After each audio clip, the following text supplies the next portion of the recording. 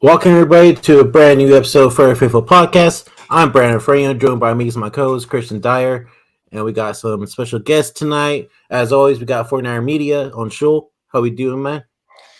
Doing alright. Been a rough week of school because it's like just the classes are harder, just a lot of work on the freaking second week of school, but I we feel it, man. got through I it. feel it. So And then we got the one and only Niner Sickness, Beto. How we doing? What's up, brother? I'm doing great. Doing great. He'll be doing better after Sunday's whooping of those Cowboys. Tell you that much. Yes, sir. And then Dion will be joining us shortly.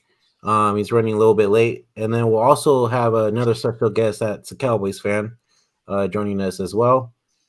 He's actually my cousin, so we'll be looking forward to that as well.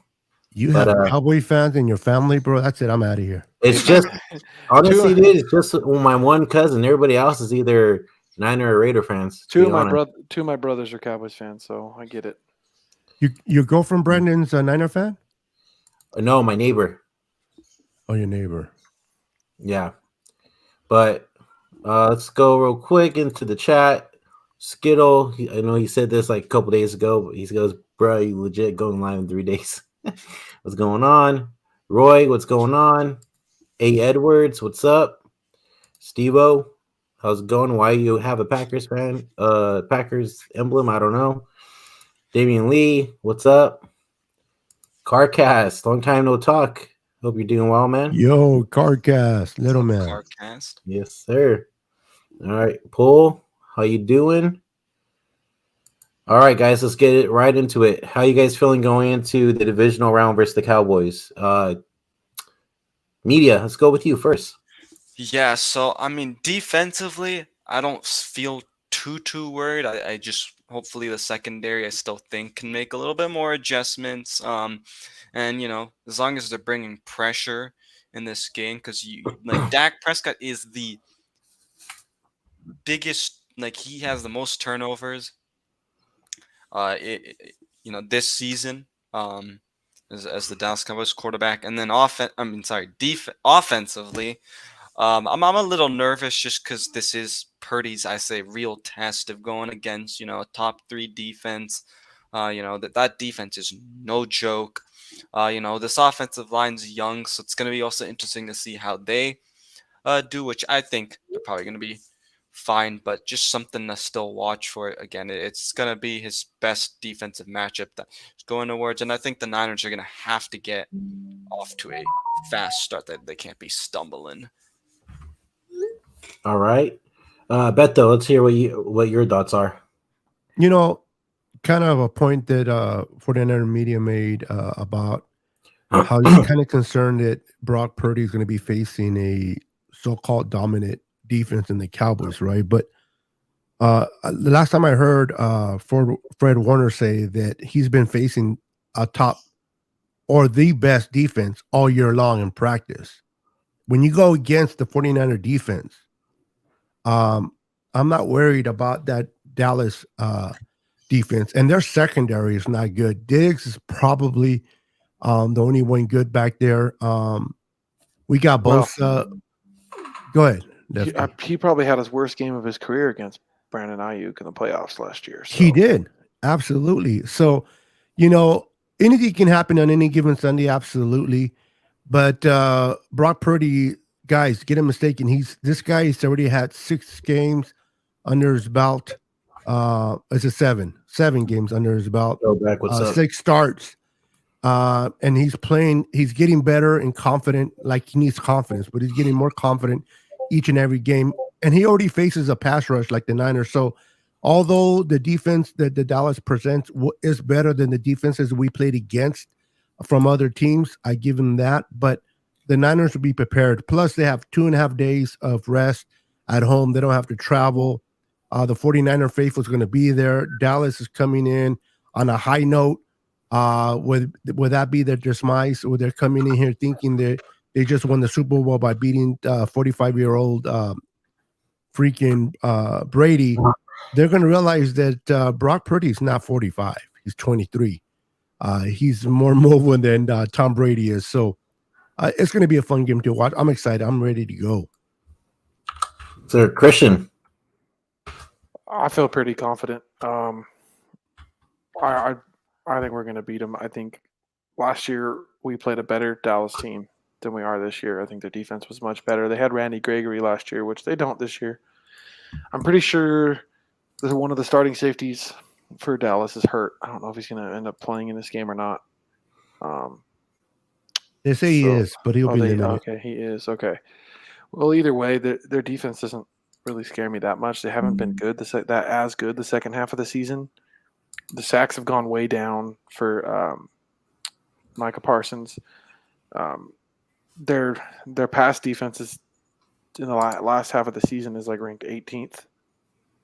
So obviously they're a high ranked defense, but they've been kind of bad the second half of the season. I mean, if freaking Gardner Minshew can put up 34 or whatever it was against Dallas's defense, with even turning the ball over twice, put that much, I don't see why we're not going to put up a bunch of points against this defense.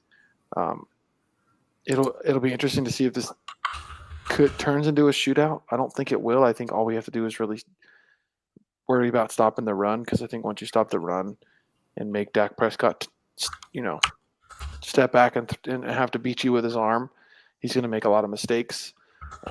He's at his best when the run game is well, and he can be, a part of the offense, not the offense. He works well off play action and stuff like that, and finds the open man, whatever. But most of it's off play action. So I think I don't see us losing this game. I think we're going to win. I feel more confident this week than I did playing Seattle. So I agree. Completely agree with you. Yeah, there's Seattle is very familiar with the Niners, as you know, Christian. We're familiar. We're a division foe. Pete Carroll knows Shanahan. Shanahan knows Pete Carroll. Mike McCarthy only knows Shanahan from last year.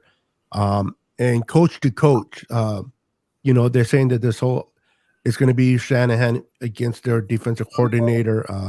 Can't think of his name, but from Dallas. Dan Quinn. Dan Quinn, yeah. And it's going to be Shanahan was the assistant under. Yeah, but Kyle Shanahan is playing chess while Dan Quinn will be playing checkers on that side of the ball. I agree. I think. Go ahead, Beto. Go ahead.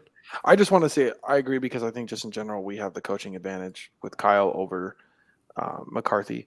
But yes. Kyle also knows to be fair, Kyle very much knows Dan Quinn's defense, because Kyle was the coordinator under Dan Quinn when he was the head coach of the Falcons. So Kyle knows Dan Quinn quite well. And if there's anybody that can expose a defense when he knows a little bit about it, it's Kyle Shanahan. Yeah, and you said it yourself. Last year, the Cowboys coming in, I believe they had the number one offense going in last year. They're not the number one offense this year. The Niners defense is better, in my opinion, this year than they were last year. And we held them to 17 points. And then we were playing there. And, people may say, wow, all the penalties. If it wasn't for the penalties, the Dallas Cowboys could have won. It would have been close. The Niners dominated. And that's what bad play of Jimmy G. He turned the ball over, but even during the game when he misses some of his receivers, it was bad. And it wasn't jitters like Brock was against Seattle. It was just Jimmy's type of play. So I'm very confident, and I'm looking forward to see what's up, Panama Queen. Welcome. What's up, Panama? I can't wait to see what Brock does. Do you know that Brock already has more TDs and yards than Garoppolo has in his career in the playoffs? That is crazy. Yep. One game with Brock already beating Garoppolo all his time in the playoffs. Brock's so much better than Jimmy. It's insane. Hence why we put up 40 plus points. Yep. Yeah, because the thing is, with Jimmy Garoppolo in the playoffs, he literally has to get carried by everyone else.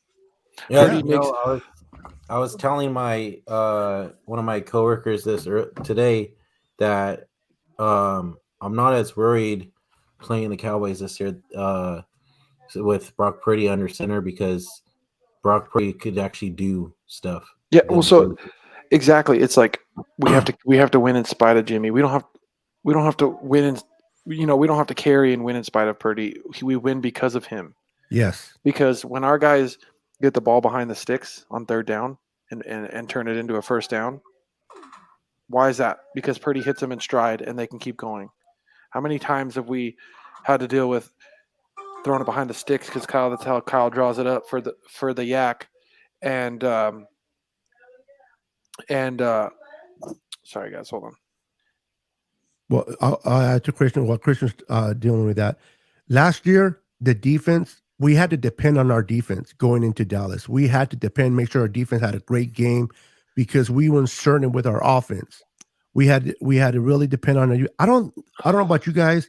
You guys can elaborate, but I think this game we don't have to completely depend on our defense. Our defense can make a mistake here and there, and I think our offense will carry us through. So Yeah. that brings me to my next question for you guys too, because I was kind of listening to KMBR and 95.7 the game today, and they were talking about the game and everything. And do you guys think the offense is doing better than the defense to where we could rely on the offense more than we have in the past? Heck yeah, I do. You're muted. You're muted, bro. When your offense can put up 40 points Mhm.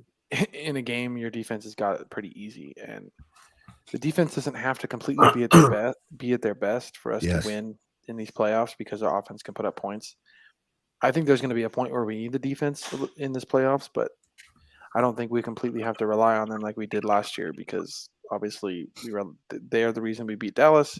They're the reason we beat the Packers, and they should have been the reason we beat the Rams, but we saw how that went. But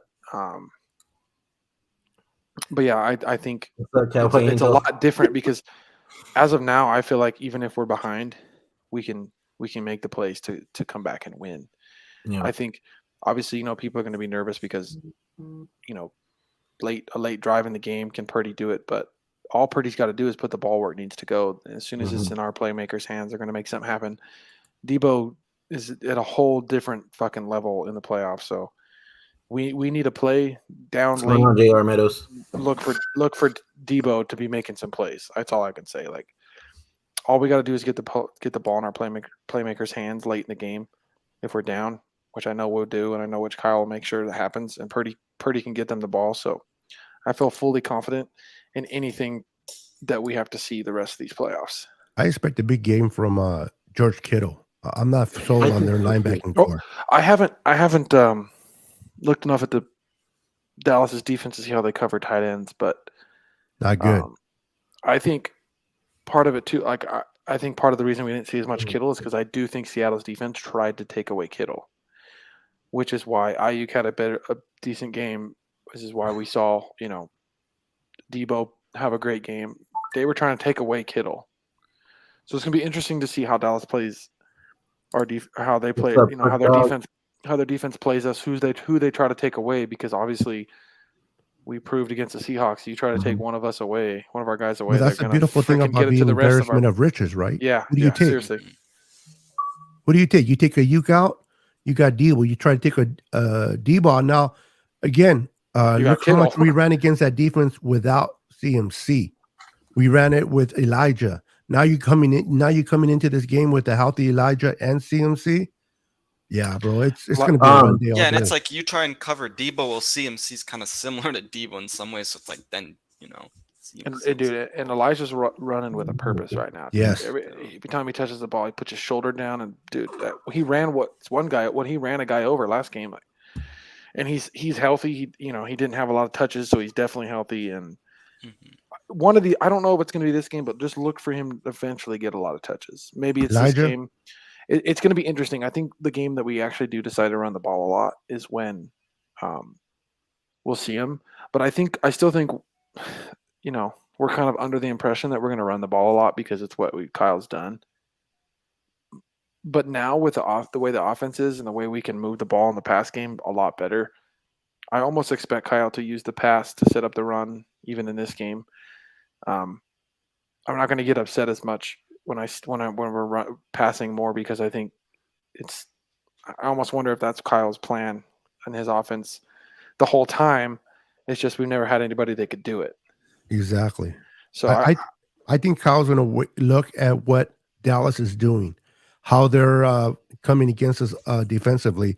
If they're going to commit to the run, then they're going to pass. If they're going to commit to the pass, then we're going to run. And we can do both. And that's something that we couldn't do before. Now we can do both. So now Dallas has to make their decision on what who are they going to cover? Are they going to try to cover the run or the play? And we have a plethora of players that we can beat them with. You know what I mean? We haven't even mentioned Jordan Mason and whether he plays or not. But if he does play, he's capable of punching it in as well. And then you have Juwan Jennings, which I know people don't speak too much about him, but this kid may not have a lot of throws towards him, but the guy, when it counts, man, he makes it count good. And I like him. Like that pass in the last playoff game when it went to him, that was a beautiful throw and catch by him to set up the touchdown. So I mean, we have a plethora of players. Who are they going to stop? If you look player by player, position by position, we are a way better team. It's just a matter, are the 49ers going to be stupid enough to make mistakes and penalties? That's what's going to hurt us. If we don't do that. That's what even the Cowboys did last year, right? Christian, can I answer just go ahead, buddy. Go ahead. Question, because I didn't get. But I think that the offense, I believe that the offense, if they need a carry, they're going to be able to, even if they're down 2 scores. And the one thing I've noticed, I feel like I haven't seen as many screen plays with Brock Purdy. You're not having to have to, give it to a Debo or an Ayuk and then go, get a bunch of yak. He's able to throw it downfield, find the open guys, and just get it in their hands, and then the yak happens. There's not having to be those screen plays we usually have seen, with Jimmy Garoppolo. So my question for you guys is there a chance, or do you think, because going off of Throwback's comment, is it going to be bully ball?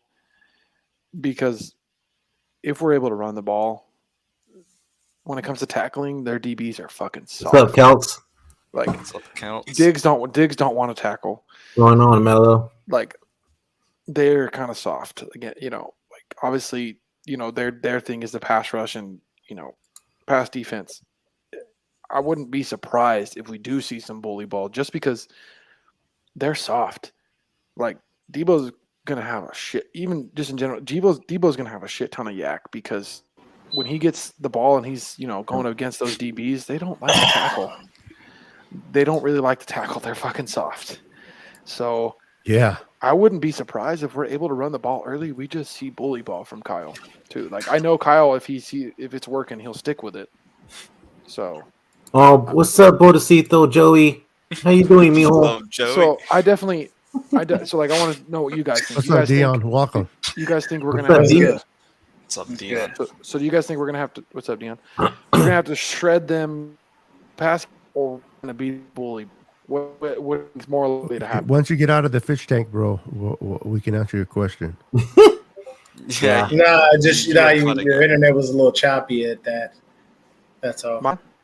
Yeah, bro, you broke up bad. Oh shit. Okay. So what I was saying is, hello, trucker was good.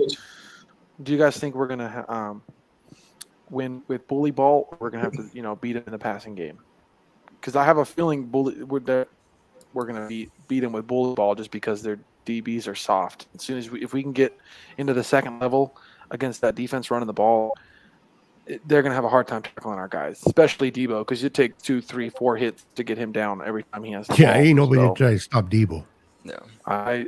You just wait. If it's Debo one-on-one and him and Diggs and all he's got to beat is Diggs, Debo's just going to run his ass right the fuck over. Oh, yeah, and then Jennings on third down is going to destroy corner. Jennings is a good matchup against Diggs because Diggs isn't physical and he's not going to like the physicality of Jennings on a third and medium or whatever it may be. No. If Jennings will slap him and his mama.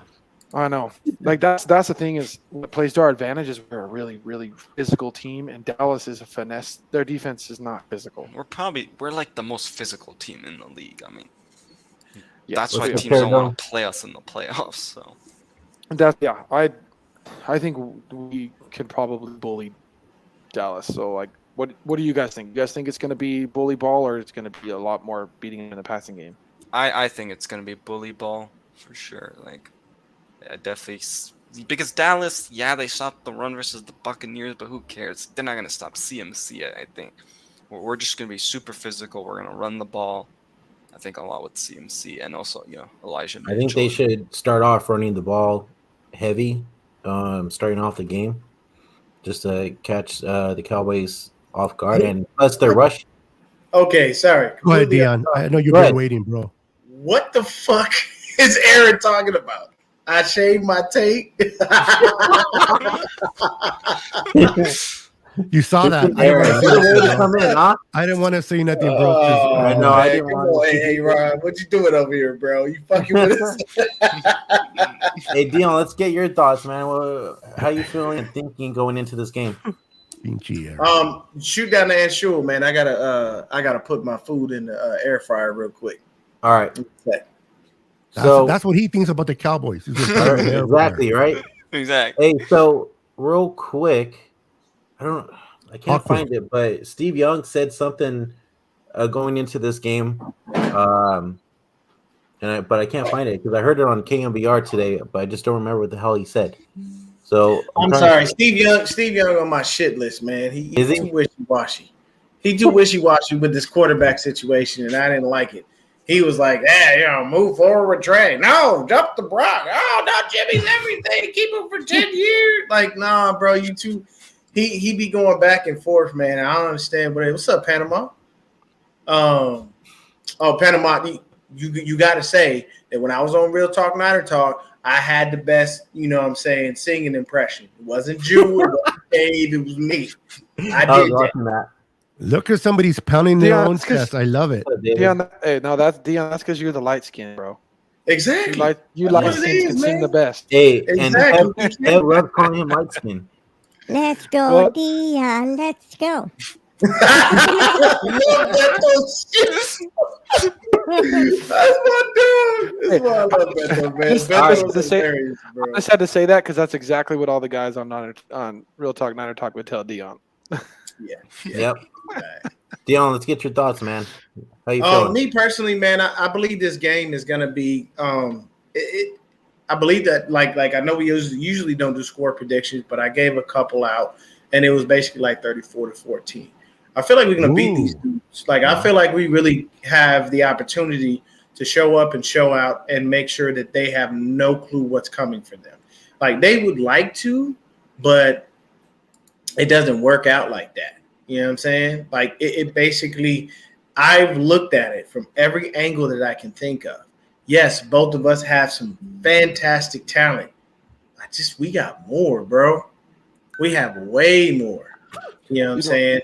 So it's just a situation where if you look at it from offensive line, they're playing musical chairs, moving their guys around due to injury.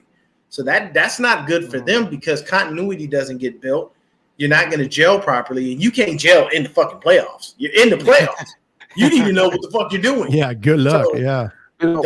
That right there is a big advantage that we must take care of.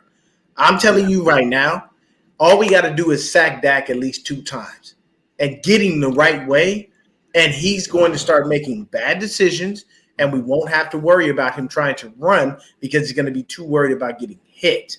Yep.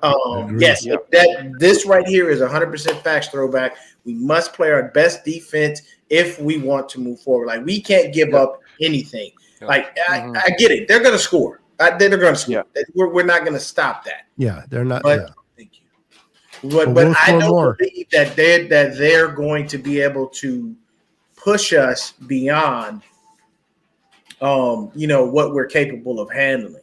We've got everything that we need. We have the players. We've got the scheme. We have the better coach. Like we've got the better defense, the better we have everything that's better than them. The only time I would give them a slight edge is because Dak has experience over Brock, but that's about it. And I don't see Dak, having another 4 touchdown and 1 rushing touchdown game against us. Did you mention our weapon that you didn't mention in this? We don't have Jimmy G in the lineup to screw it up and give them the ball late. pull it. That's our secret weapon right there. Well, going off what Deon's saying too, honestly, it actually like the fact that the Cowboys got to play the Buccaneers the first game kind of benefits us because they kind of dog walked Tampa Bay. Tampa Bay was terrible. They couldn't even they didn't scare their defense. They their offense could just move the ball freely. Like Yeah, when you they think didn't even about give up a foot. it was so easy and not much of a fight that they're gonna have big heads. They're gonna come into this thinking we got and then we're gonna come and punch them in the mouth. Like them playing Tampa Bay did not prepare them for this game that they got coming up. Like, Good point, Panama. Yeah. Panama over there dropping knowledge over there. No time stopping. Guy hated him. So the way I see it, them playing Tampa Bay kind of benefits us because they're going from kind of cakewalk, easy to get punched in the mouth and playing a team that I don't think they're ready for it. I mean, heck, they're on a short week because they played Monday night when we're on extra rest. They had a pretty easy game where everything was going their way. I'm just ready to see how Dallas looks when things aren't going their way, when it starts going bad early in the first half, whenever it happens, and how they respond. Why CeeDee Lamb look like a chump? The minute they get physical with him, he shuts down. Yep. And people don't see that. Like Twin Empire, him and his brother, they was doing a little crossover thing, and I was on with them last night talking and everything. And I was telling the Cowboy fan, like, yo, he folds. Oh, when did that happen? I was like, you don't remember what happened last year? We held the man in one catch for 15 yards. He was irrelevant. And then he was like, well, give me another example. I'm like, bro, I was like, I don't have the opportunity to go through the stats, but I'm telling you, if CeeDee Lamb starts getting messed up with, he folds. There's no hope for him. And the thing is you're not going to Dalton Schultz, I'm sorry. It's nice that you caught a couple touchdowns, but you're not getting that on us. Jimmy Ward is literally still pissed off because he's playing out of position and he doesn't like it. So, Schultz, if you catch the ball, I'm going to pray for you because Ward going to try to lay the wood on your ass.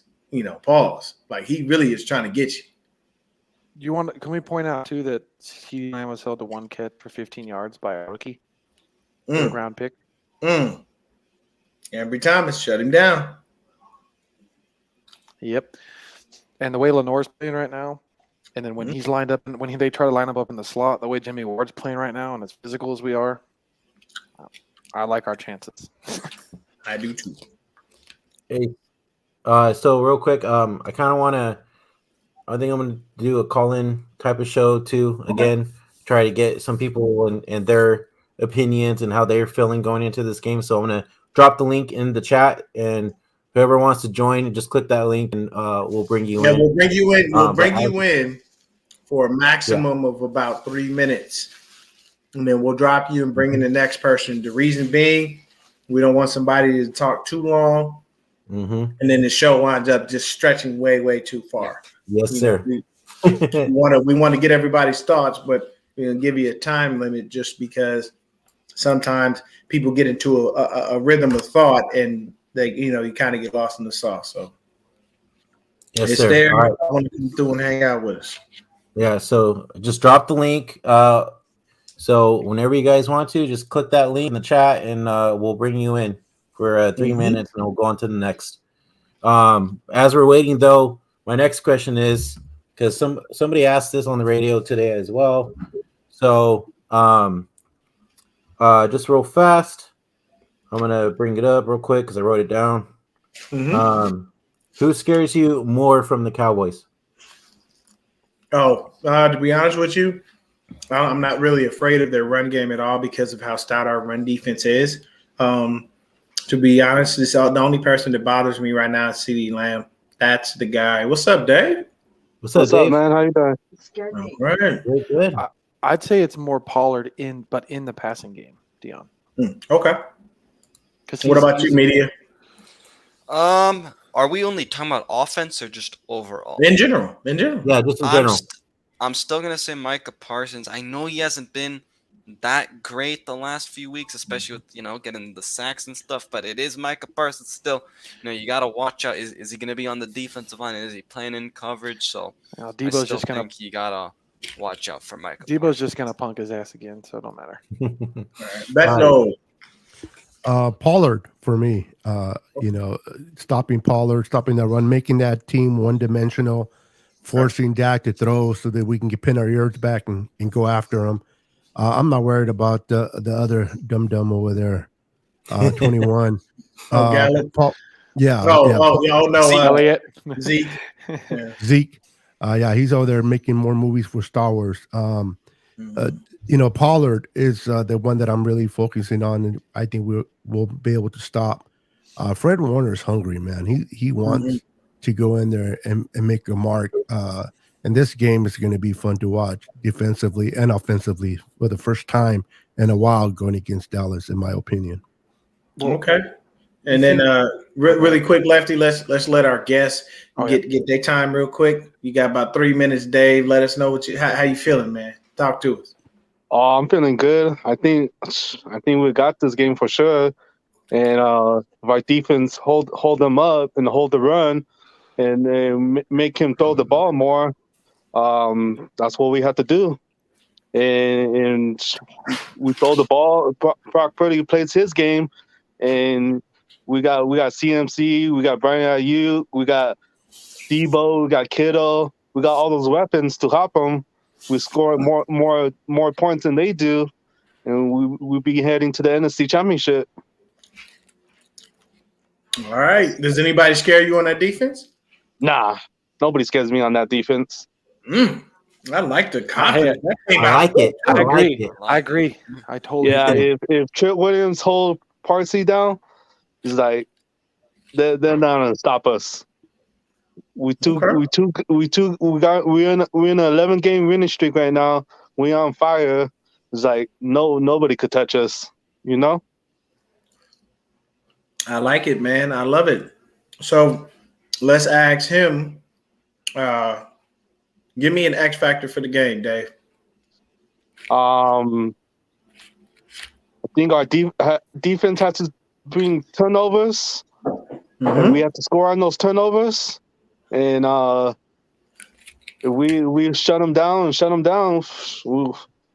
we got it. We just have to stop. We just have to stop the run, and that's it. Okay. So let me ask you this: CeeDee Lamb plus or minus 100 yards? Down. Okay, minus. All right, minus. All right. I say he probably get like 50. About 50 yards. Okay. Yeah. Not bad. Do you feel like we're gonna have any issues with Dalton Schultz with their tight end? If we could shut them down, we got Brian Greenlaw and Fred Warner right there, and those two guys are beasts right there. Okay. I think we could shut them down. I say he probably get probably like 60. He'll have a touchdown. Okay. Yeah.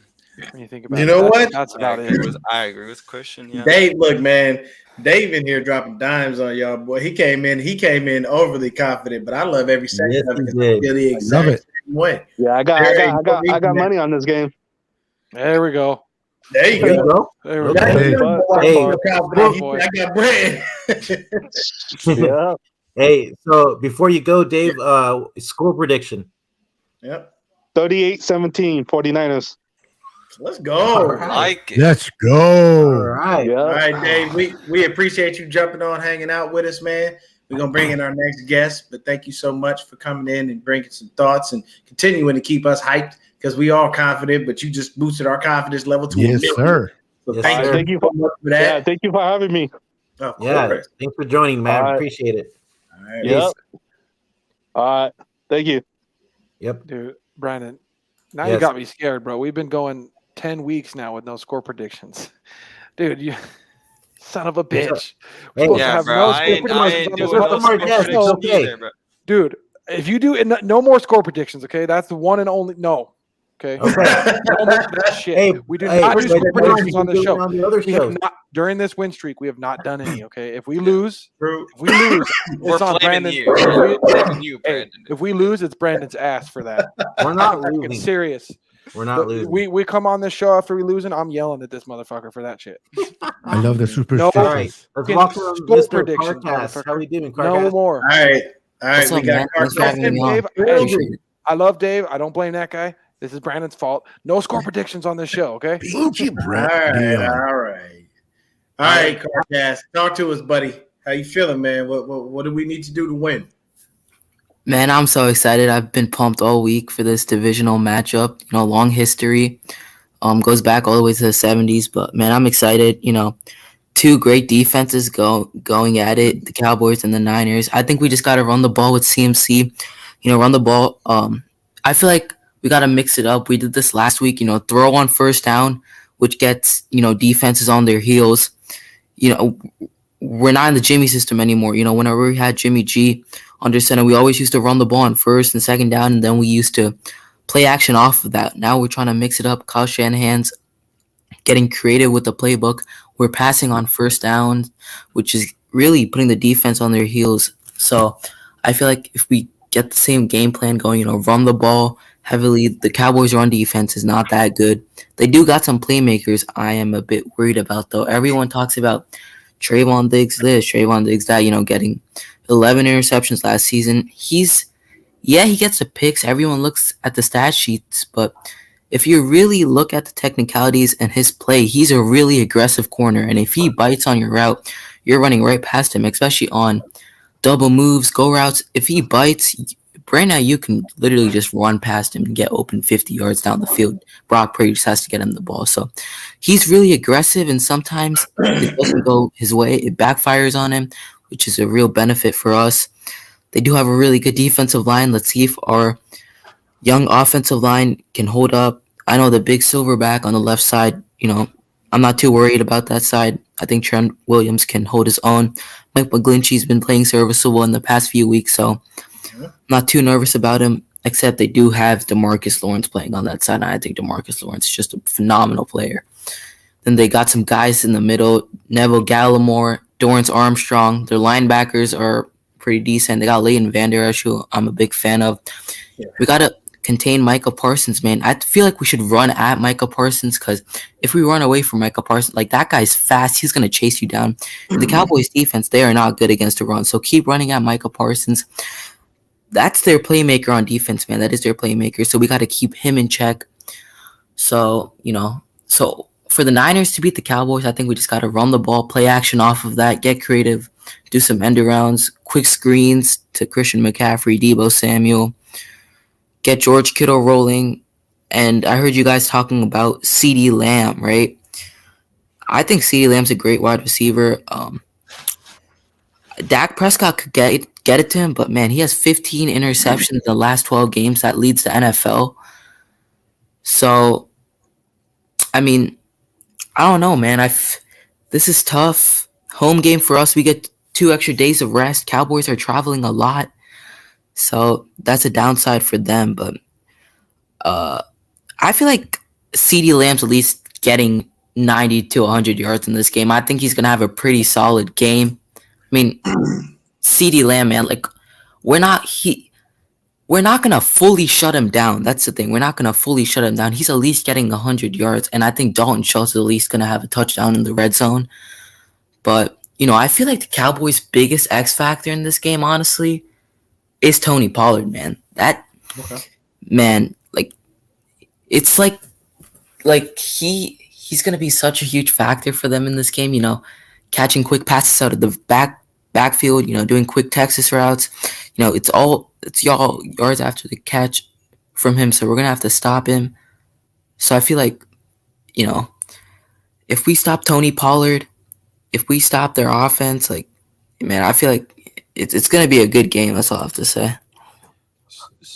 When it comes to stopping their offense and Pollard, what I would say is our best defense against their offense is our offense. If we score, we go 3 drives and score, and whether it's 17 points, whatever it may, 13 points. If we get up early, multiple scores, and that's going to take away their run game. Like, if we can take away their run game just by continuously scoring early, that's really, I would say, our best bet to beat Dallas and beat them handily is make them have to come from behind, make them have to throw the ball, because there's going to be a lot of more chances for interceptions. There's going to be a lot of missed throws for for the Cowboys. I think the only way Lamb, like you said, gets 100 yards is if it's a close game, if the Cowboys are actually able to use play action. If we're able to get to a point where Cowboys can't be using play action because it's not going to work, they're not going to beat us. Their offense solely relies on play action. It solely relied on play action. Dak Prescott's rookie year, where they were really good because they had the best run game in the NFL, and it still now relies on play action. Why did all those times he was throwing it to Dalton Schultz? It was off of what? Play action. Play action. Yep, I agree. Yeah, and their offensive line, man, it is not looking good past recent weeks. They have a lot of offensive line switches. Their left tackle Tyron Smith is playing on the right side. They got a new rookie in Tyler Smith playing on the left side. So Nick Bosa is gonna pick his sides there, and he's a rookie too, and he's not been playing well. Their center is pretty good in Connor McGovern, but I agree with what Christian said. I completely agree. CeeDee Lamb's, he's at least gonna hit 100 yards if this comes down to the wire. If the game is gonna be held close, I don't think he's gonna have a touchdown. I think Dalton Schultz is gonna have a touchdown, but we also got to key in on guys like Michael Gallup. I feel like that's Dak Prescott's number 2 guy. Like, if CeeDee Lamb gets double looks and double covered, I feel like Michael Gallup, he's going to be one-on-one with whoever's on his side, probably Diamador Lenore, and then, Dak Prescott could get it to him. So I feel like we got to be on all our checks in this game. Yeah, because Michael Gallup can make plays. Like, that's the one thing. Like, he's not a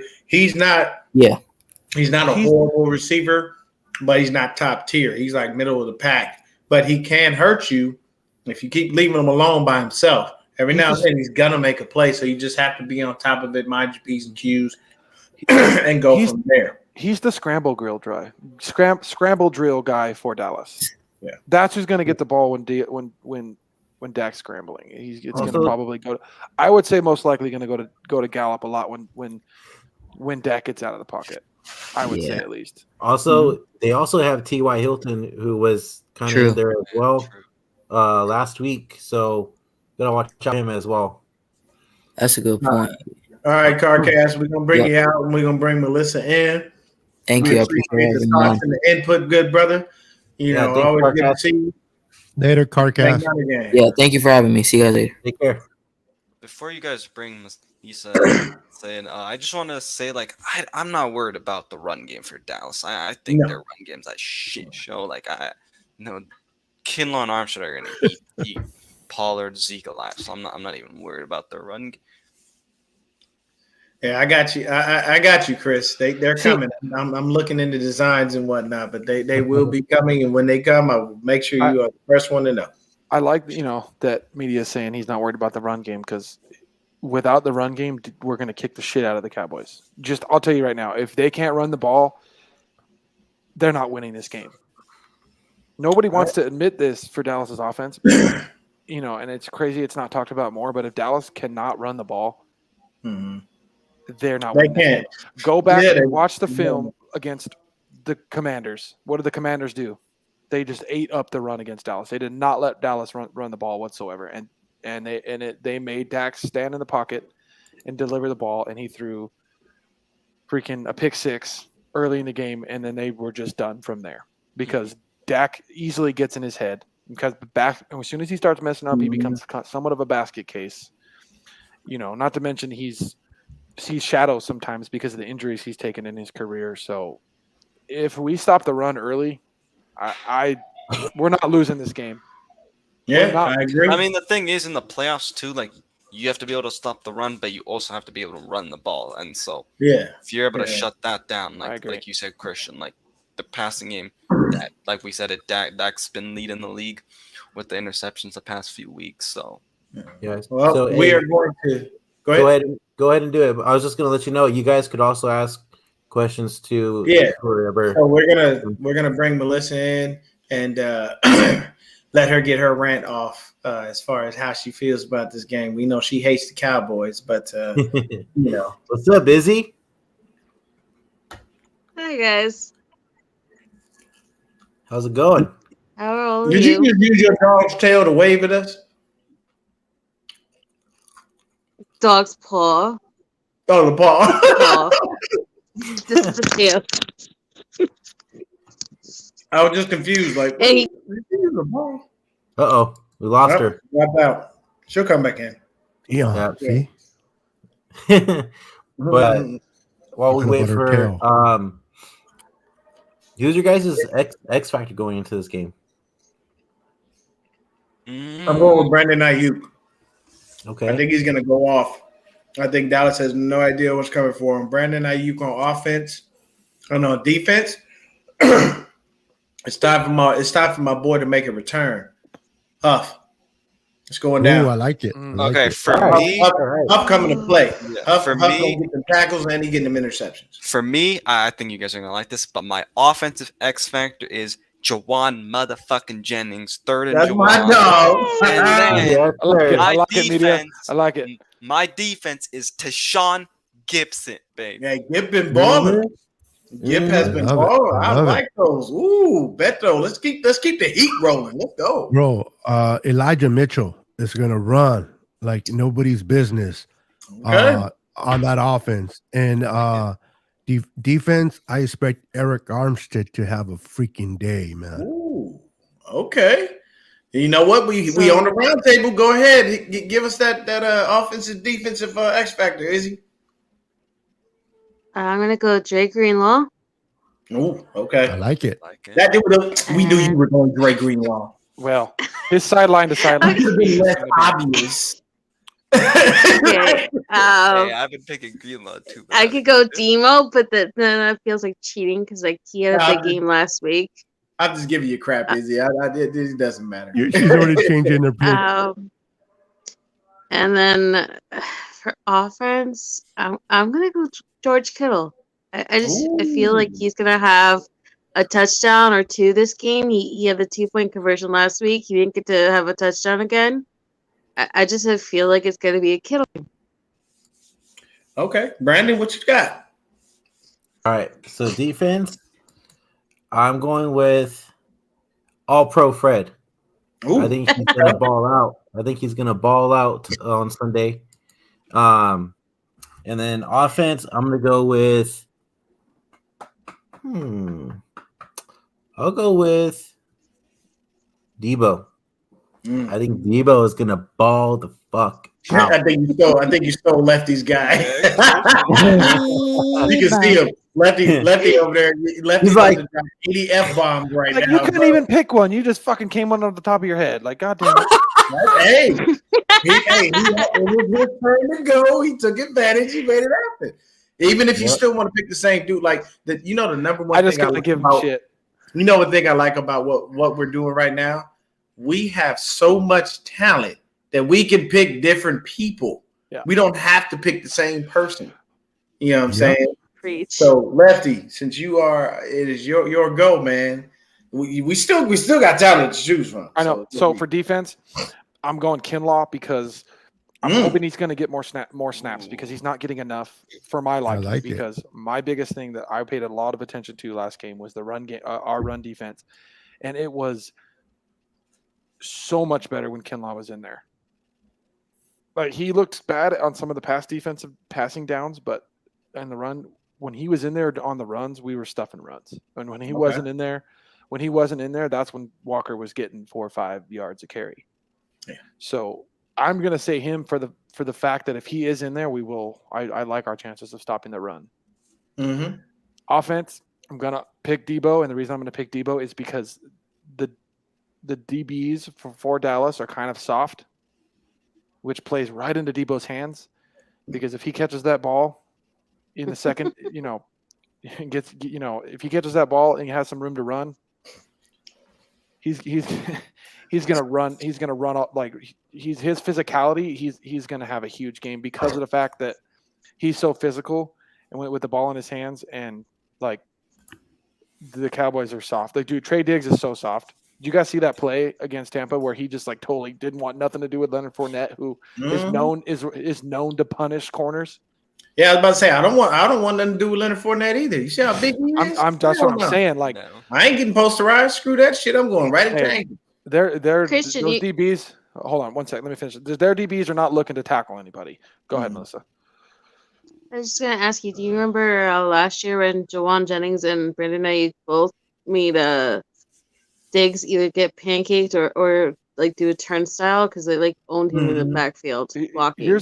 Here's the thing is Diggs doesn't match up well against Ayuk because Diggs is what is Diggs? His whole game is jumping routes. Because Ayuk is such a good route runner, you know, freaking Diggs is going to bite on one of the moves that Ayuk makes, and Ayuk's going to be open. If Diggs is on him, that's my first guy I'm looking to every time. He's gonna be wide open plenty of times, like he was last time we played him against Diggs, and Jimmy just couldn't give him the ball. I swear to God, the last time we played him, Ayuk was open 70% of the snaps, if not more. So, honestly, Ayuk could be the X factor too, but I'm just going to say Debo because of his physicality. But I wouldn't be surprised if Ayuk has a huge game. So while we got you here, Izzy, we're gonna give you your time like we gave everybody else. Go ahead and get your rant off on how you feel about this game and what you think is gonna happen. I actually had a question first for all of you. Did any of you guys see the Justin Smith interviews on KNBR? He called in twice, once for the Seahawks game and once for the Cowboys game.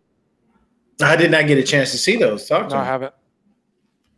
Okay, so I shared it on my Twitter. I have both links. If you want, you can check them out. They're really awesome. Like, I nearly melted when Miss Debbie sent me the link for the Hawks one because I had missed it day of because my dogs got sick. And then when I went to go back and watch it, it wasn't there.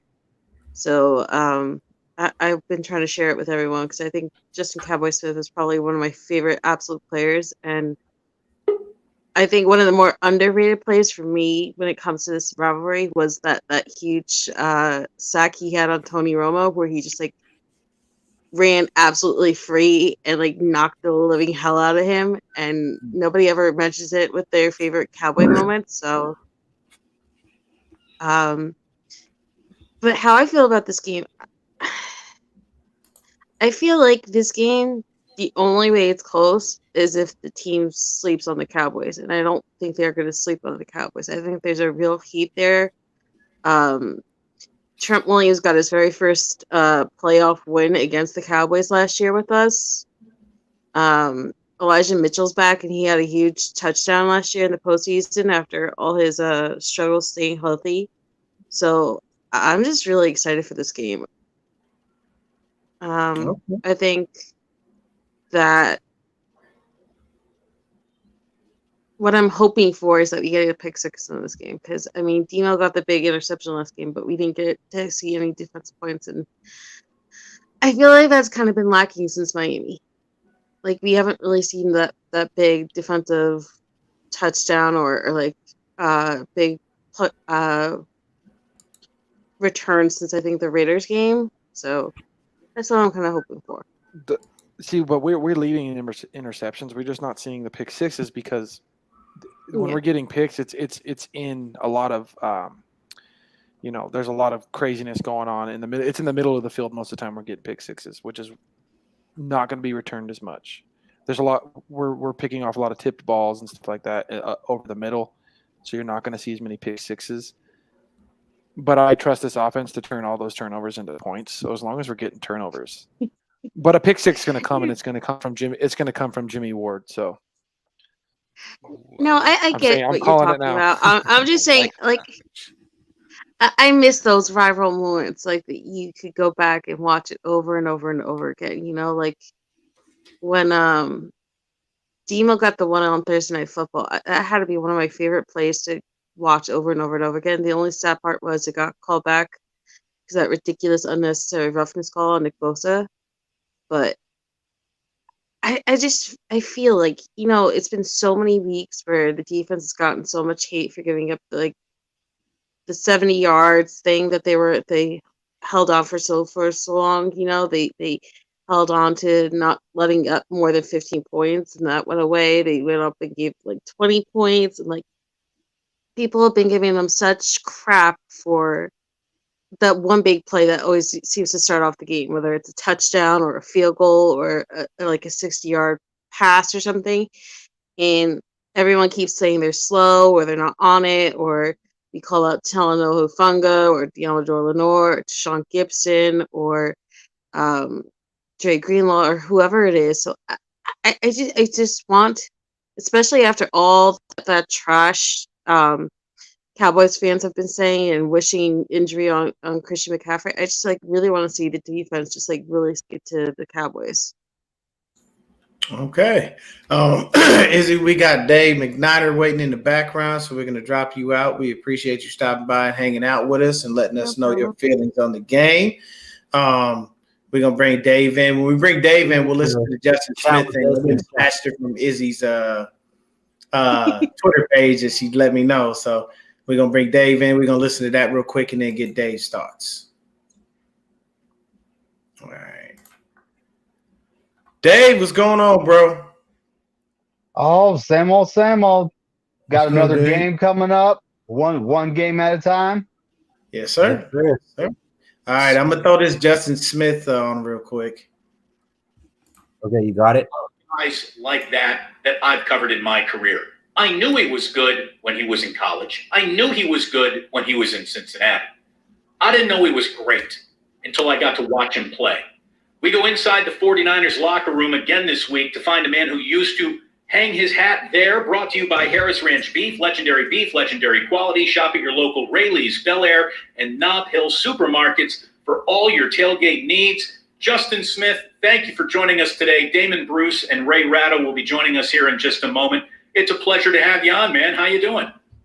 Good. How you guys doing? Doing excellent. And I really mean it. I don't think anyone understood the player that they were getting, because your career starts in Cincinnati, then you come to San Francisco. We got our eyes on you, and it was obvious that you were a guy who made everyone around you better almost instantly. I'm guessing you took an awful lot of pride in that. How much different do you think your career would have been had you either played it all in Cincinnati or gone somewhere other than San Francisco? Well, it's hard to deal in those terms, It's like you deal with what happened to you. But went to Cincinnati, went to San Fran, had great times in both, and had a lot of success in San Fran. Yeah. At this, stage, as many years away from the game as you are, do you get any pangs this time of year about the Super Bowl you were in but didn't win? Yeah. I mean, obviously, without a doubt, wish we'd have won it and should have got it done, but here's what it is. Got to live with it, and man, really rooting for the guys to be able to push one across the finish line. They've been back, and I think they can get it done this year, honestly. Justin Smith joining us here, longtime 49er, and, we get to talk to the Cowboy during Cowboys Week. Going back to that 2012 season, as you were on the way to a Super Bowl, a quarterback change happened in your year. And, a little bit different than the change that brought about Brock Purdy, but it goes from Alex Smith to Colin Kaepernick. In relation to the situation that the Niners have been in this year, what can you tell us about dealing with a quarterback change and what it's like when your team really does have Super Bowl aspirations? It's got to be a huge hold your breath moment at one point. And then when you realize the next guy can play, then all of a sudden you start breathing a little bit easier. Everyone preaches, oh, we always have confidence in. But that can't be reality. No, it's always the next man up attitude, but that guy can play. And Purdy can play and get it done. And been enjoying him. He's got a hell of a defense to rest on. I think they got all the pieces in place to push it all the way, man. I mean, I think Nick is a once in a generational player, and anytime you have one of those guys that's filled in with all pros across the board, you have a shot. What makes Nick Bosa the best in this league right now in your own mind? Just besides what he brings to the table physically, just I don't know if it's his dad, his brother, how he dedicates to his craft. I mean, he's got everything. He's got all the tools. He's got speed to power. He's got working half a man. He can do it all. I mean, he's a complete player, and I think one of the big reasons they're going to get there. If it's Bengal. All right, we'll stop there because it seems like it's going to go on for a while. Dave, we got you here, man. You've been keeping it tapped with the show, man. Talk to us. Tell us how you feel about this matchup, what we need to look for. Give us some X factors, offense, defense. What you got? So my X factor on our offense it isn't your typical one. It's going to be Eli Mitchell. So, last week he only had 9 carries for 2 yards. The man is due for a game.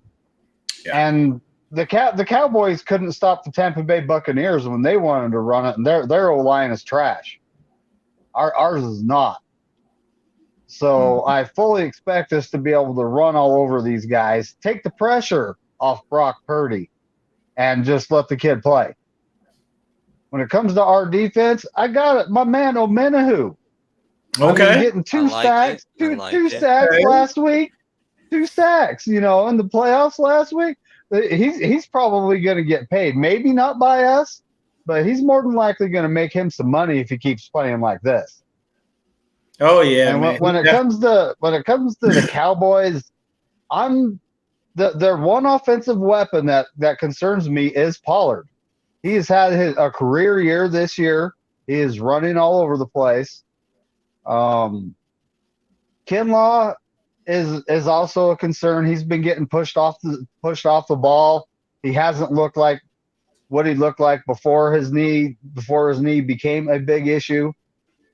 I would like to see Givens in there more. He played well all year in Armstead and Kinslaw's absence.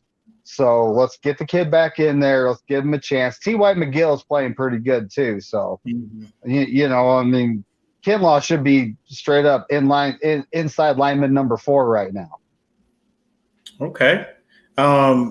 B-Dubs, drop that link back in the chat. Terra Dome, I know you watching. If you have the opportunity, come on and give us a sermon to close us out. Because I know you got something in store, man. Terra Dome come off the top of the dome with them sermons insanely, bro. It's crazy. But great points, Dave. That's awesome, man. You know what I'm saying? It's always great when we have these call-in shows because people always give us great things to think about. I'm sorry, man. The old Menahu pick was definitely one I completely neglected. Yep. And to be honest with you, I tell you right now, I gave Banks, Burford, and Brindle, I called them the triple Bs.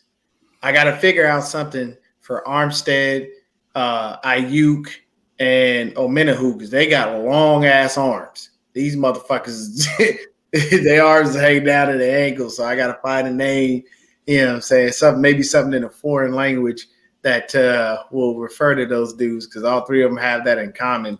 Wingspan is flat out ridiculous. Oh, okay. He got it. He's at work. All right. But you know what? That's okay, Terra Dome. I'm doing the show Saturday morning, 8:30. Come on in. Come hang out with your boy.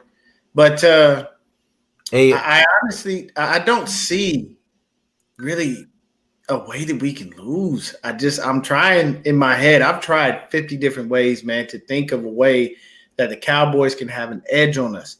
And the only way they're going to win this game is if that makeshift offensive line they're playing with holds up and Dak is able to do what he did last week. But I just don't see it. Not against our pass rush. What? Tampa Bay's defense is garbage juice too. So, yeah. It took the Niners defensive line some time to get going last week, but obviously that had to do with it being the 3rd time we played Seattle and them better preparing for us. If that defensive line gets going early, it's going to be over early.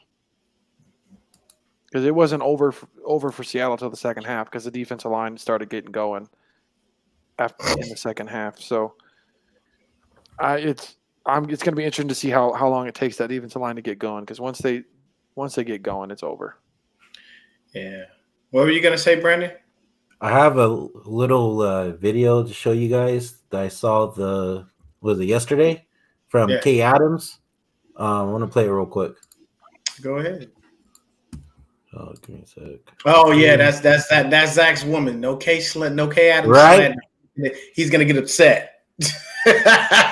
All right, here we go. I think we may be underreacting to some of the struggles their secondary has had of late. Over the past month, they've ranked, this is bad. They've ranked bottom 5 in pretty much every category when it comes to pass defense. And this is against Taylor Heineke, Carson Wentz, Jarrett Stidham. I mean, Geno Smith, David Blau is on this list, guys. Really. Their DBs have made plenty of plays all year, leading the league with over 20 interceptions. They have 21. Lately, they've been giving up their fair share too, okay? We saw it on Super Wild Card Weekend, sorry. DK Metcalf. And he's a beast, of course, and he's incredible. But he just tore through this unit. 133 yards and 2 touchdowns, including what you just saw. That was that 50-yard strike from Geno where I was like, oh, my gosh, the Seahawks have something here. They're not going to get swept by this team. And I'm not saying it's time to panic by any means. We're picking holes in like the team that I think has the easiest path to make it to the Super Bowl and win it. But if the Dak Prescott that we saw on Monday night shows up this weekend at Levi Stadium in Santa Clara, that against that, and this guy is, the one that put up 5 touchdowns, that Dak Prescott against what is a solid Bucs defense. I don't know. There's a world where the Cowboys could pull off a stunning upset here, and that would be the reason. And it might be up to Bosa and the boys up front to make sure Dak obviously doesn't have time to take advantage of what might be the only weak spot in what is an exceptionally tight Niners squad. So that's another thing I think we need to be keeping our eyes on, the pass defense, the secondary of late. Because Dak Prescott, granted, a different guy can show up. But if he's what he was Monday night, I'm worried. See, this is the reason why Kay Adams is not pretty, because she over here doubting us and trying to put us down, try to talk bad about our pass defense. Kay, you know something? You want to know something, Kay? We still won those games. Hey. We won every single one of them that you're talking about. So I don't care about your stupid little stats and all your little stuff you're talking about. I'm just bullshitting. But she had some very valid points. But she answered her own question when she mentioned Bosa and the boys are going to have to get it done. The pass rush, the pass rush has not been as good of late. Hence why, the DBs, the pass defense hasn't looked as good because we're not getting home as much as we were in the beginning of the season.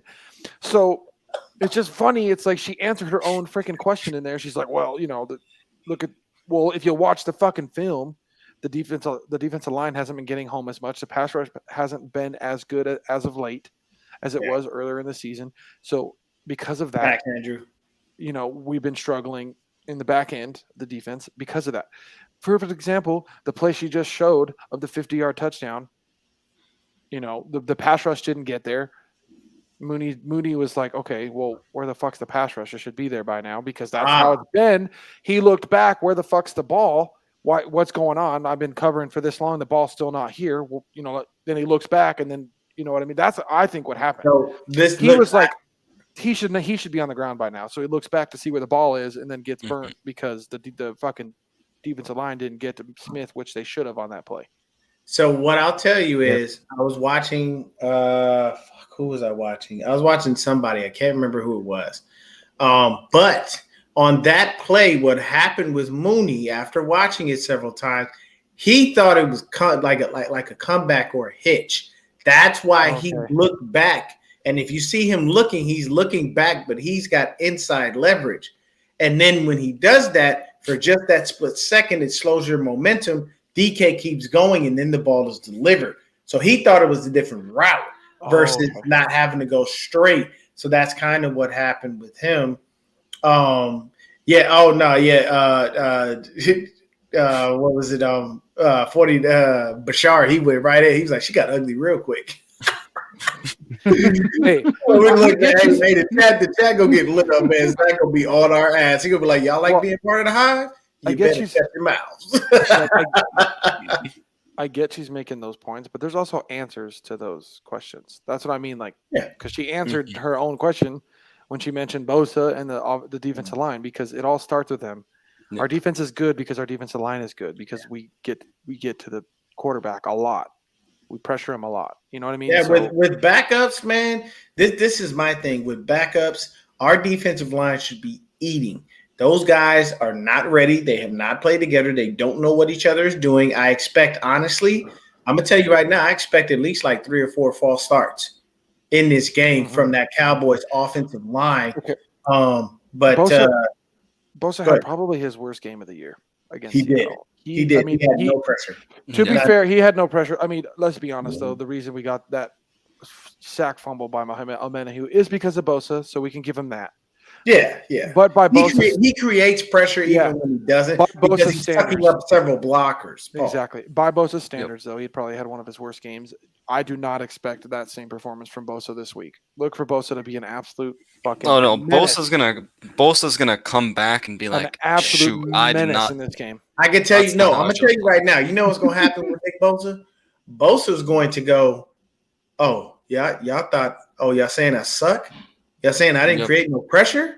He's gonna take it the same way he did when Kyle Shanahan talking shit, and he's gonna turn that into a game. Dave, we got No Border Sports in here, so we're gonna drop you out and bring him in.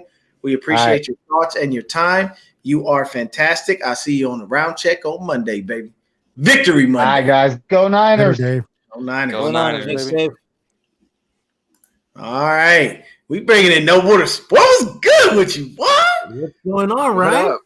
Ryan in the house. Hey, feel bad you kicked him out. Before we get to Ryan, Beto, I'm gonna need a couple of words of wisdom from you, brother. You've been a little quiet there. I know why, but go ahead and give us. I went to another level on my own over here. Okay, Beto's floating right now.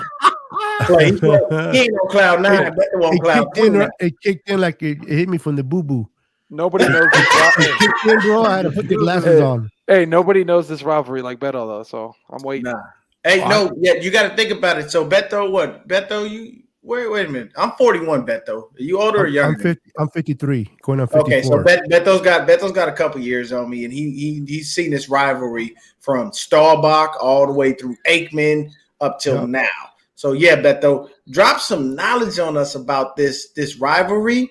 And then we're going to kick it over to Ryan, man, because I know Ryan got some shit. And, Ryan on he on that too. Ryan, you know going to be cooking. Ryan on that, he on that, yes, sir. Yeah. I still see the beard, though. I thought it was shaved. What? No, not Ryan.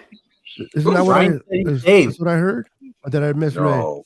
It might have been someone else that you read that shaved the beard. Oh, okay. Ryan, I thought it was Ryan. That's a signature for him. I was gonna say that's what I thought. I'm like, what? I can't do that till I see my daughter. There you go. There you go. Watching, my first game ever at the stick was the catch by Dwight Clark when the whole Cowboy Niners started, and the rivalry actually started from that point on. Every year, it didn't matter who we faced. It didn't matter who we played in the regular season. It was just about we were playing the Cowboys in postseason, and the Super Bowl wasn't even the Super Bowl. It was the NFC Championship game, because we all knew that whoever won that game was going to win it easily. And it's always been great battles back and forth. I've seen a lot of great battle linebacking to the secondary, to the pass rush with Haley being part of the Niners and the Haley going to the Cowboys, and then Ken Norton Jr. being a Cowboy and then coming to the Niners. And then you have Deion Sanders, winning a chip with us and then going to the Cowboys. All those players back and forth just intensify that rivalry. But we're starting to see a new rivalry going on with the Niners and Cowboys. Playing Cowboys last year, now playing the this year. The Niners are a good team. The Cowboys are a good team. And I see these teams facing each other more often than not. But if I can say one what I'm looking forward is this quarterback, and Dak Prescott is a good quarterback, and you can't sleep on him. But if you put pressure on him, if, like Christian said earlier, if he hears footsteps around him, he gets nervous. And if he gets nervous, he tends to distribute that ball quickly out, and that'll benefit that can benefit Jimmy Ward, that can benefit Gibson, our guys in the back end. I expect Bosa to have a great game in this game. I expect Bosa to really redeem himself from last game. He wasn't, to his standards, he was embarrassed. He didn't do much. And I expect him to be different. Remember last year, we lost Bosa by the halftime, and we didn't have him for the second half. With a concussion. We keep a healthy Bosa this Sunday. I'm telling you, with this defense and now having an opponent offense, they can move the ball with all the weapons that we have. If you thought we should have ran away with it last year, we're going to run away with this year. The only way the Niners can lose, in my opinion, is if they just shit the bed. If they shit the bed, too many penalties, or turn the ball over late, that is an issue that we're going to encounter. But if we don't do that, we play Niner football, this game is not going to be close. I don't see this game being close. I know it's 3.5 point favors, but this is a 2-digit win easily. Went up to 4. Yeah. Hey, that's awesome right there, man. Beto was dropping jewels like a motherfucker. I love it, man. And the beauty of getting this information from a Niner fan who's older than us is they've seen everything. Like they've watched the antithesis of our rise and even our downfall and our rise again, everything. And that's why I love that knowledge. So what I think we should do is we got another guy waiting in the background. We're going to bring him in with Ryan because we have the space to be able to do so. But Ryan, we're going to kick it over to you. We got PA Niner fan 87. What's going on with you? Nice to meet you. Good to see you. I just want to say one thing to play off what Beto was saying. About okay, go ahead. With the footsteps with Dak. The one thing people are not really mentioning when it comes to how well Dak played last week, dude, he had so much time he could fucking do his taxes before he threw the ball against Tampa Bay. He said do his taxes and get the return. That man got audited. That man got audited and had enough time to resolve those issues.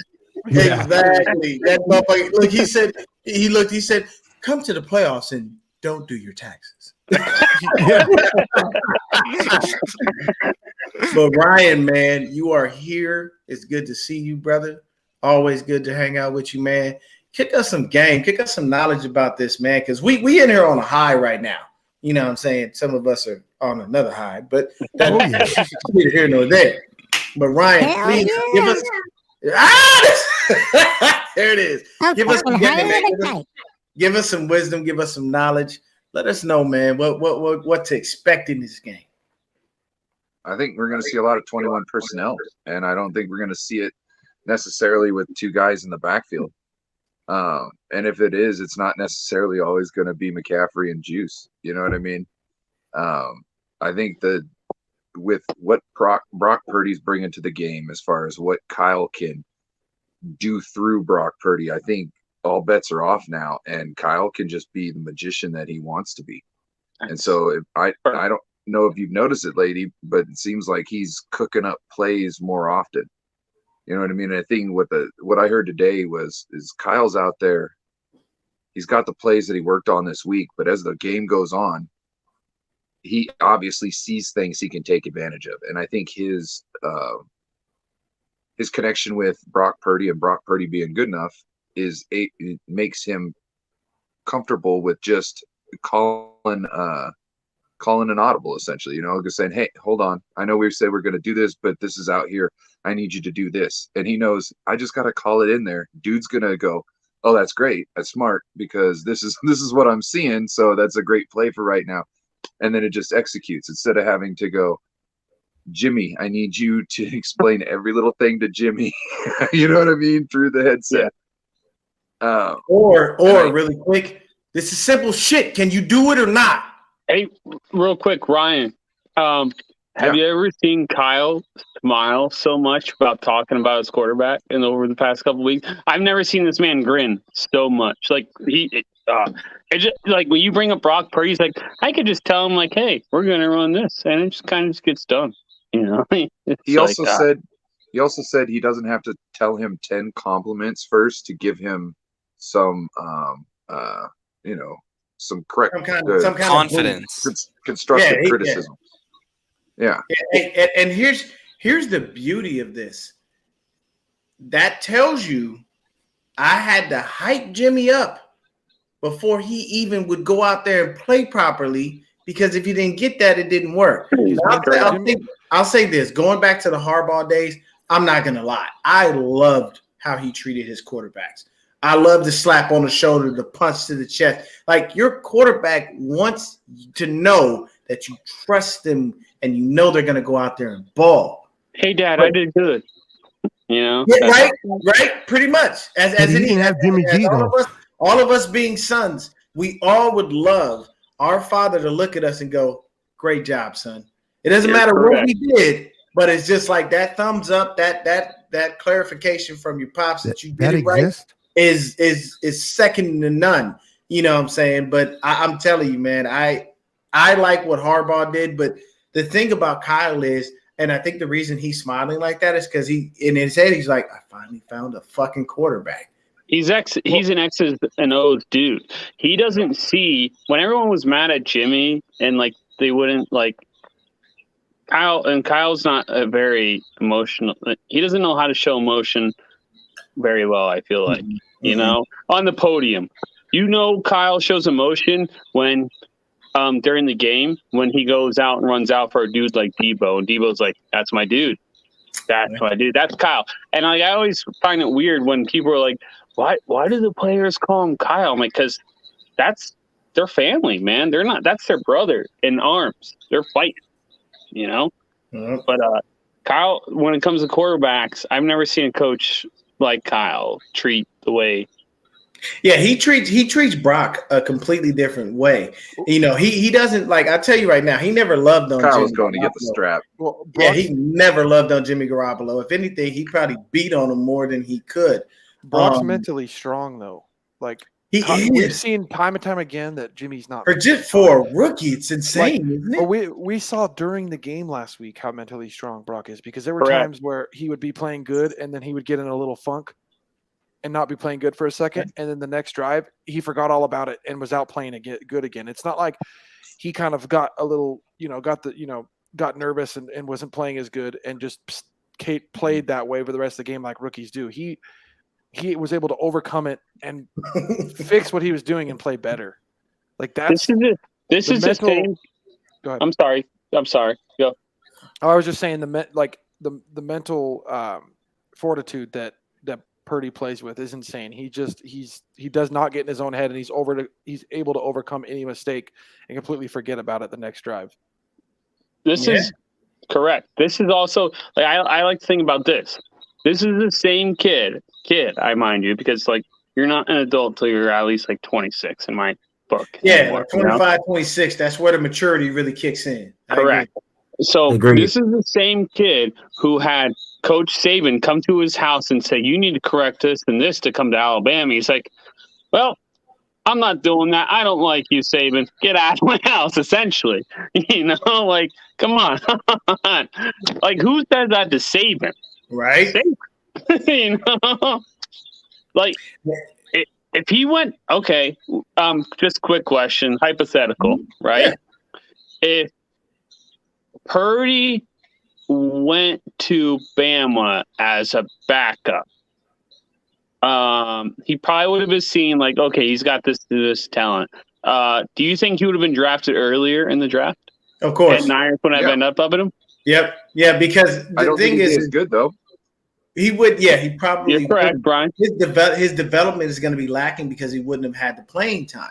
See, here's the issue with going to a big school. Your Floridas, your Alabamas, your LSUs, your Utahs, your Oregons, any of those big name schools already have a bunch of talent sitting ready and waiting. I know Just because I'll give you the best example. Anybody ever see Matt Castle play it down in college? But he got drafted. He got drafted. He went to Division One. He went to where? He went to SC. He went the Division One JUCO route.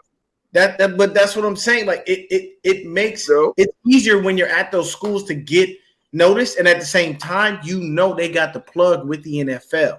So the NFL is gonna call, and at that time, who was the head coach? Pete Carroll. They're gonna call, hey Pete, what's up with this back? Is he any good? Yeah. All right. This is Bill. Yeah. Oh, okay. You know what?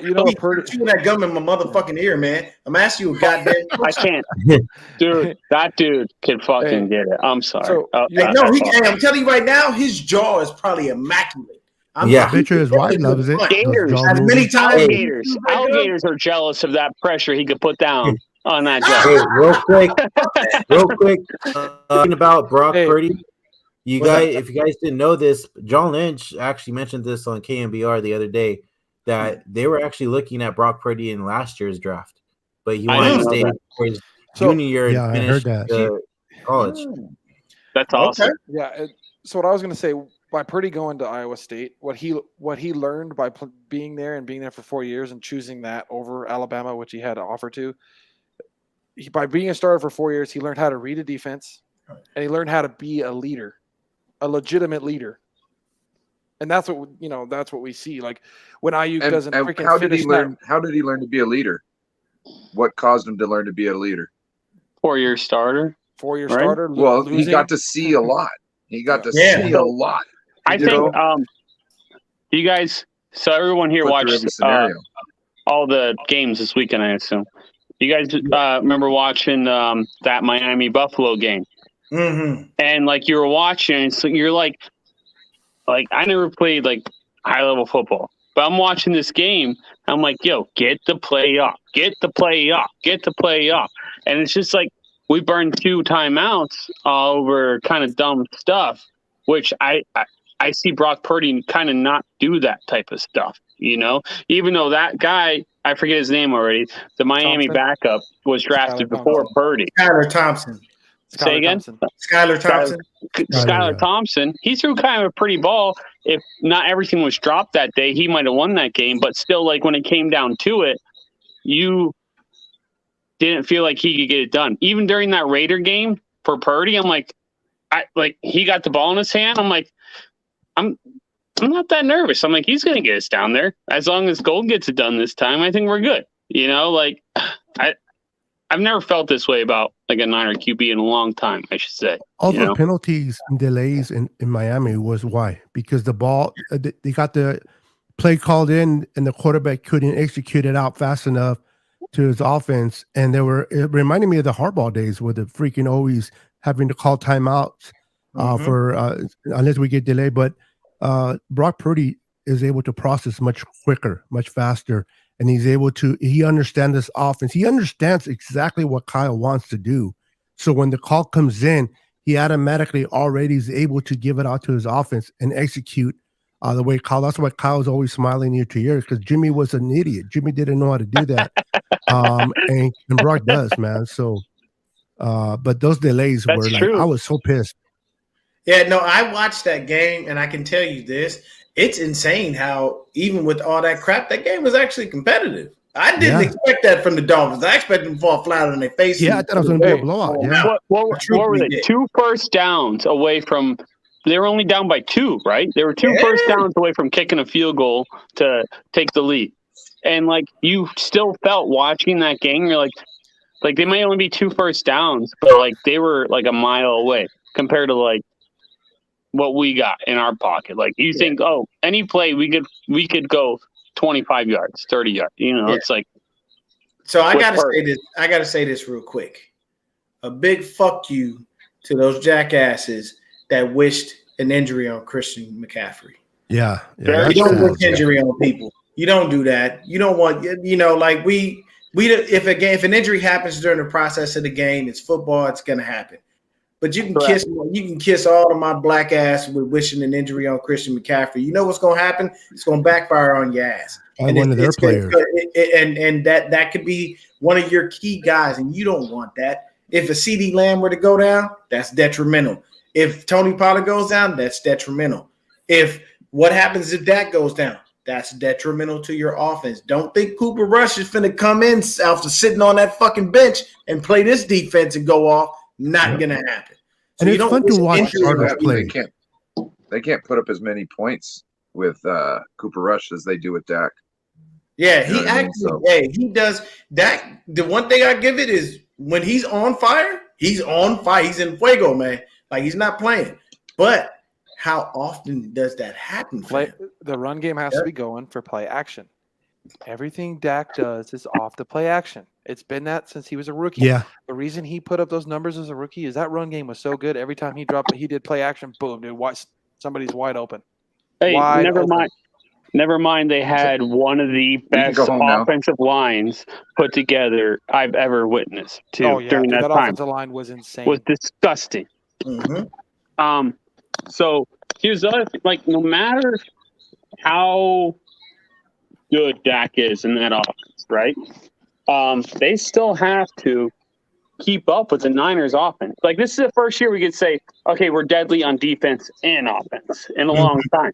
Like, let's say we slip up in the offense. Well, you still got to keep up, man, because we can hang 14 in a quarter very quick, you know? So that takes the run game almost out of it without the defense even being involved, is what I'm trying to say, I guess, you know? No, So- you're making total sense with that. Yeah. Or one thing we haven't mentioned, we had an almost 10-minute drive to start the Yeah. third quarter. Like, Yeah. that was huge. And that's the beauty of it. That's the easiest thing you think can do. about it. And Kyle loves those drives. The defense He had truthfully 20 does. altogether between halftime and then that drive. The defense had 25 minutes of rest before they went on that field. Yeah. Like, I mean, if you think about it, that's basically like not even playing a whole fucking half. Like, that's a lot less on your body because of all of the maintenance you have to do after a hard-fought game. But I'm telling you, man, I'm looking at this game. Hey, what's going on, Yafi? First time here. Hit that like and subscribe button, man. Definitely appreciate you hanging out with us. I see it real quick. I see it being a 2-score game, man. Niners favor. Mm-hmm. I see us hanging. I was talking about this earlier. I see us hanging 35-40, and they floating around that mid-20 range, that 20 to 25 range. See, he's got it. He's already got it going. And I can tell you from looking at the weapons that the Cowboys have, they've got some formidable guys. You got Dak, you got Schultz, you got CD, you got Gallup, you got your Tony Pollard. I don't mention Zeke because he does not matter. And that's only because he made himself irrelevant. There's nothing we can do about that. You need to get on the field and start producing and living up to that contract that you got. Oh, my bad. That's just Jerry Jones fucking off more money because he doesn't know what he's doing. And he's too busy putting his ass on the shoulders and talking instead of just being a fucking owner. Like, there's two owners in the league that I can tell you right now were detrimental to their teams. It's Jerry Jones and, God rest his soul, Al Davis. If you ran a 4-2, you were on the fucking squad for the Raiders. You know why? Because Al Davis just thought it was speed that was going to win everything. But no, speed doesn't win everything because you could run fast. Usain Bolt was the fastest man on the planet at one time. You really think he can get out there and play wide receiver? I don't think so. Real quick, not going to happen. Like the successful wideouts on the Niners that went against the Niners are usually real physical dudes. DK, physical freak of nature, and could still run fast as hell. Kelsey. Who on Dallas is physical and fast? Nobody. Like, I think Ward and our boys are going to eat these people up. Like, because Cowboys are soft. Yeah, we saw Ward try to push. I don't know what his dimensions are, but DK, we saw Ward try to push him off the line. DK's like, man, get out here. I think he's about 6'4", like 240. That motherfucker was massive. He could play defensive end if he wanted to, just about, you know. And he's still running like low fours. And I don't think Dallas has anybody like that could push our corners around. Like, matchup wise, I think we stack up amazing. Wait, hold on real quick. What were you gonna say, Ryan? Oh, there's fake accounts in the chat right now. I obviously didn't shave my beard, and now we've got somebody in there. And also, I'm pretty sure the Aaron from 49ers First Takes isn't the real one also. Yeah, I don't Just so think you know, that. I'm pretty sure. See, that's what I was thrown off He by the doesn't beard sound thing. like that. Pretty Yeah, sure he's Aaron playing doesn't video talk like games right now. I think that's Got you, Steve-O okay. Supremo. I'm not sure. So Something about earlier, Mariah said that he might have been doing that to Aaron's when somebody being Aaron came in and said that his channel got taken. And then, of course, I'm like, hey, Aaron, what do you mean? Because, like, he's not saying anything. Because, you know, normally you would think a content creator that had their channel taken, you wouldn't just stop and my channel got taken. You know what I mean? So Yeah. we got a jokester in here. I took that no border sports guy out of there. Okay. Yeah. So I'd like to say that this game, the Dallas we're going to see is more like the Dallas that was against Washington than against Tampa Bay, even though a lot of the, you know, sports media people think they're like, oh yeah, we're going to see the Dallas that was against Tampa Bay, when more likely we're going to see the Dallas against Washington. Washington obviously matches up well against Dallas because what is Washington? They're fucking physical on defense. They're physical on offense too. That team's physical. They manhandled the Cowboys offense. That defense did. That's exactly what Dallas is just about to find out. Especially for the fact that they played such a soft ass team like Tampa Bay. They're gonna get punched in the mouth with our physicality, and it's gonna. I didn't think they looked that good playing against that Tampa Bay team. As I was watching, everybody's like, "Oh, Dak had a great game," and I was looking at like, yeah, they put up points, but like the eye test, I was like, how are they? Tampa Bay's defense wasn't that good. Yeah. Everybody keeps saying they're like a top defense. I'm like, dude, they're old as shit. You know what's funny? Like, how many people actually brought up that the Niners played them 3 weeks before, and like they weren't even a team? 30. What was it? 38-7? 35-7. 35-7. You know what? So I love hearing this argument. Oh, the Niners haven't played anybody for the past 11 weeks to get that 11-game win streak. Oh, but Dallas played so well against Tampa. Who did we play in that 11-game win streak? Please tell me. Oh, Tampa Bay was in there. They were in a football team apparently back then. I guess I don't know. You know, no, I'll tell you, the reason that people do that is purposely to try to strengthen their argument that we aren't as good as we appear to be. Here's the issue. As much as you try to strengthen your argument with that, we're going to defeat it by kicking your ass. That's the problem. The Cowboys are ready and waiting for us, and I guarantee you, when they get into Santa Clara, they're going to go into Levi Stadium. Realize it's sold the fuck out. There's not much blue. There is a sea of red, and that we are going to literally go in there and dominate them in ways they've not been dominated before. And that's what they're afraid of. So any Cowboys content creator that's out there, what do they normally do? They're going to say, well, y'all ain't played nobody. Here's the thing about that. I'm not going to discredit anybody in the league because you don't pick your own schedule. If people pick their own schedule, I think they would only want to pick the best of the best because it's a better litmus test. But you know what you have to do? You got to play some crappy teams every now and then. And you know what you do with those crappy teams? You kick their ass down their throat. For 11 games straight. What nobody compares when it comes to how well Dak played against Tampa Bay. They're like, oh, yeah, Dak looks so good. I'm like, okay. Brock Purdy's best game, his best start this year was against Tampa Bay's defense. Oh, I didn't even think about that. The best game he played was his first start was against Tampa Bay's defense. And they have a bad secondary over there. Yeah, that was the best game he's played, I think, of all of his starts. No, that wasn't a ghost that walked behind Christian, man. Somebody else in the house. He saw it. I forgot who it was that walked behind you, but no bullshit. That was low creepy, man. Be mindful. That's some Evil Dead shit going on. That's much my fault. Don't bring up Evil Dead. Every team that's played the Niners, they went up losing the next game. After the game, yes. Yep. That's how physical this Niners defense is. I think that's the first time that's ever happened. Take another L. That's your problem. Dallas doesn't like physical at all. No. They're finesse. They're 110% the most finesse team left in this. Okay, you guys might have already talked about this. I try to think. When I look at a Niner game or anything, I look at like how can we lose this game? How does the other team beat me? Not how do I win? How does this other team beat me? So what's the number one thing that the Dallas Cowboys do better than the Niners. And I really thought about this. And I'm like, honestly, with this quarterback and Brock Purdy, I think that's a wash with Dak. And I'm like, honestly, nothing. We do everything better than they do, I feel like, anymore. With how protective Brock is with the football, I should say. The way we lose this game is if Dallas finds a way to confuse Purdy, make him look like a rookie, and make him make mistakes. That's how we lose this game. Do I think it's going to happen?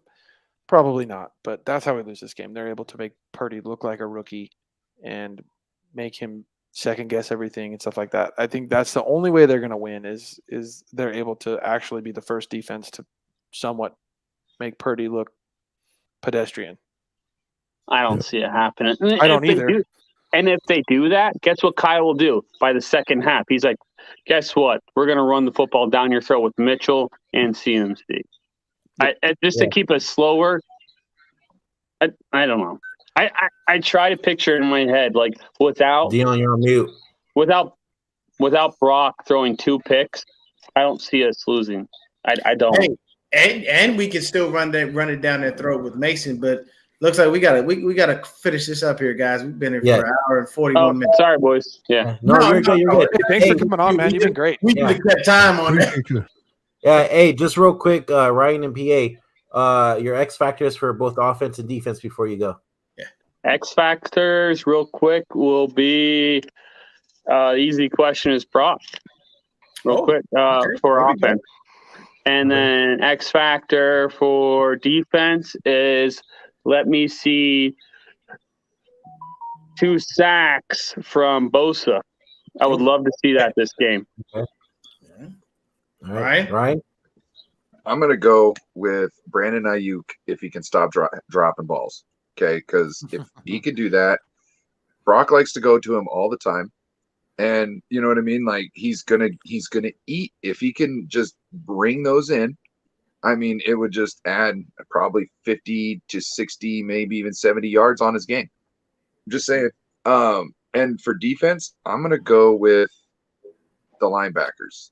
I don't know specifically which one, but I think they're gonna be tested with these wide receivers and such in this game. And I think that's really where, if we're really staying strong, we could throw a wrench in their game. Because everybody always, uses these passing concepts. You always want to attack the linebackers because the linebackers, it's not necessarily their bread and butter. But our guys are kind of their bread and butter. So I think it's going to – go ahead. I was going to say Tampa Bay's defense, especially compared to their linebackers don't have the sideline-to-sideline speed our linebackers have. No team It's going to be a difference. Yeah. No, I'll say this to Ryan's point. Here's the thing, BA. We do want you to drop your nuts, but drop it on these fucking DBs as you're catching the ball going down the field. How many times? Real quick, how many times did all the boys on this panel, watch that pass to the corner of the end zone? That would have been a highlight reel. That would have been That's a poster. That's a poster. Dart. It was a dart, and he dropped it, and I was like, "No, BA." I don't think he expected it. Okay, no, that's what I think. That's the best explanation. He's like, no way he thought that pass was coming in like a Randy Johnson fastball to the corner of that end zone. Hey, look, I don't care what nobody says. I love Randy Johnson. He's one of the greatest pitchers ever. That man destroyed a bird with a fucking baseball. That was insanity. Literally. If you haven't seen it, it's one of the best things ever. I have never seen anything like that in my life. Spring training, baby. Spring training. And I mean, bro, let me tell you something. Randy Johnson, old as fuck. I guarantee you still got 100-mile-an-hour heater. Hey, I'll do this. Way off topic. Randy Johnson quote, real quick. This man was asked, hey, what do you do if someone breaks into your house? He's like, I don't own a gun. I got a bag of baseballs next to my bed. If someone breaks in my house, he better be ready for a 104-mile-an-hour fastball to the chest. Straight facts. B-Dubs, take us out, baby. All right. Thank you guys for joining us. We really appreciate it. It was a fun show. If you haven't yet already, go follow our pages. All the links are below in the description. Once again, thank you again, guys. We really appreciate it. Follow us, on all platforms. And until next time, guys. Go Niners. Go Niners. Let's go.